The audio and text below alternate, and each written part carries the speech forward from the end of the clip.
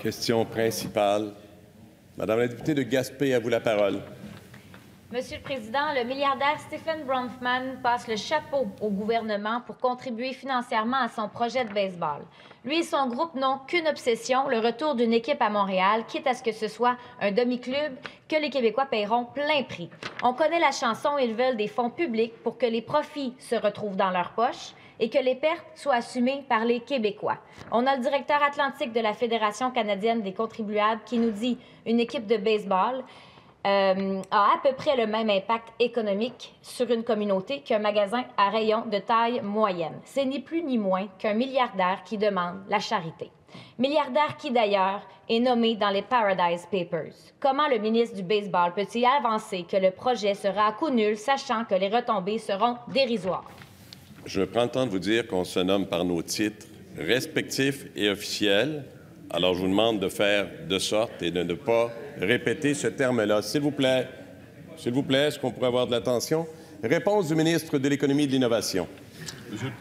Monsieur le Président, pour être rigoureux, un gouvernement doit analyser tous les projets de développement économique. Baseball, une mine, hockey, on ne fait pas exception. Comme Monsieur le Premier ministre l'a dit tantôt, pour financer nos programmes sociaux, il faut créer de la richesse collective. Pour le programme du retour potentiel du baseball à Montréal, les promoteurs n'ont pas encore fait état public de leur projet. Conséquemment, on ne porte pas opinion sur la validité de ce projet ou non. On va attendre les promoteurs, on va attendre qu'ils présentent le projet à la société montréalaise, on va attendre de voir comment la Ville va réagir. Et, comme tout projet économique, s'il y a des retombées économiques qui vont être supérieures aux coûts, qui seront démontrés, on agira. Pour l'instant, il n'y a absolument rien sur ce projet-là. Première complémentaire, Madame la députée de Gaspé. Le ministre a dit que ce serait à coût nul pour les Québécois, mais on le sait, ces prêts-là ont tendance à devenir des subventions quand elles ne le sont pas déjà au départ. Ma question est toute simple pour le ministre. Quels fonds vont être utilisés, puis d'où viendront-ils? Monsieur le ministre de l'Économie et de l'Innovation. Encore une fois, Monsieur le Président, un projet comme celui-ci ne sera pas traité différemment d'aucun projet économique, de tous les projets économiques, je m'excuse. On regarde toujours dans nos interventions financières quelles sont les entrées d'argent, quelles sont les sorties, et si c'est négatif, on dit non au projet. Dans ce cas ici, premièrement, il n'y aura pas de subvention. Je l'ai dit publiquement, le gouvernement du Québec n'a pas besoin d'un troisième stade sur son bilan, donc on ne financera pas un stade. On va regarder, quand le projet va être présenté, il est prématuré de porter des conclusions sans avoir tous les faits. C'est très surprenant de voir ça présentement. On va attendre de voir les faits.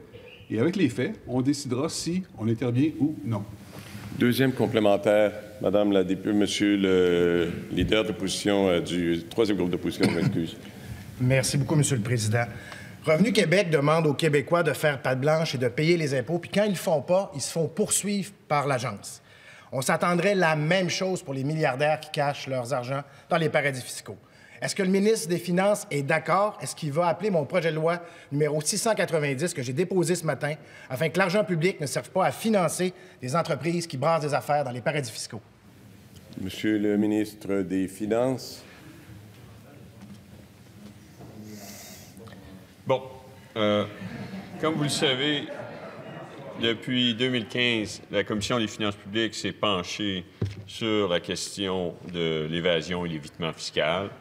Il y a eu un plan d'action qui a été déposé et depuis ce temps-là, Revenu Québec est en action. Notre gouvernement a ajouté des ressources, du personnel. On a augmenté la collaboration avec l'Agence du revenu du Canada. On a des succès, mais on a encore du travail. On va continuer.